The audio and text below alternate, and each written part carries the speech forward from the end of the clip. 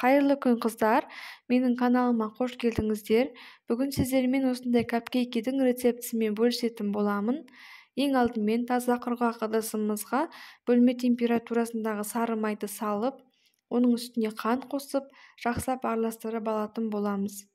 Сары майларыңыз толығымен ерігенше миксердің көмегімен жақсылап араластырасыздар. Мінекей сары майымыз еріді. Енді осыған 3 жұмыртқаны бір-бірден қосып отырып, араластырып отырасыздар. 3 жұмыртқаның барлығын толығымен қосамыз. Мінекей дайын болды. Енді осыған 100 грамм сүт қосамыз, яғни 100 мл. Одан кейін 1 қасық, үлкен қасықпен қаймақ қосасыздар. Тағы бір араластырып аласыздар. Ұнымызды алдын ала илеуіштен өткізіп, оған қамыр қопсытқыш қосып, ұнды салып, жақсылап араластырамыз. Осылай венчиктің көмегімен араластырамыз. Мінекей біздің қамырымыз дайын болды. Осындай тым қою емес, тым сұйық емес, бір қалыпты қамыр болып шығады. Формаларымыз дайындап алдық. Қамырды осылай кондитерский мешокқа салып, формаларға бір қалыпты қылдырып, барлығына осылай құйып шығатын боласыздар. Мінекей дайын болды. Мен бұл жерде ортасына шоколад салдым. Болмаса джем салуға да болады, немесе мүлдем ештеңке салмауға да болады.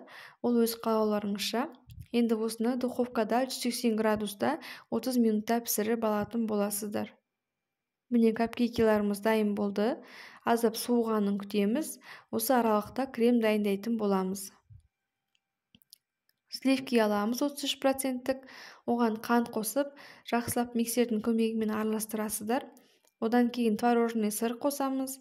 Оны да жақсылап араластырып, толығымен крем қою болғанша миксерлеп аласыздар. Мінекей осындай крем дайын болды. Прям қою крем болып шығу керек. Менде насадка роза деп аталады. Енді осыны кремімізді кондитерский мешокқа салып, капкейкилардың бетіне дәл осындай формада гүлдер жасап әрлейтін боласыздар.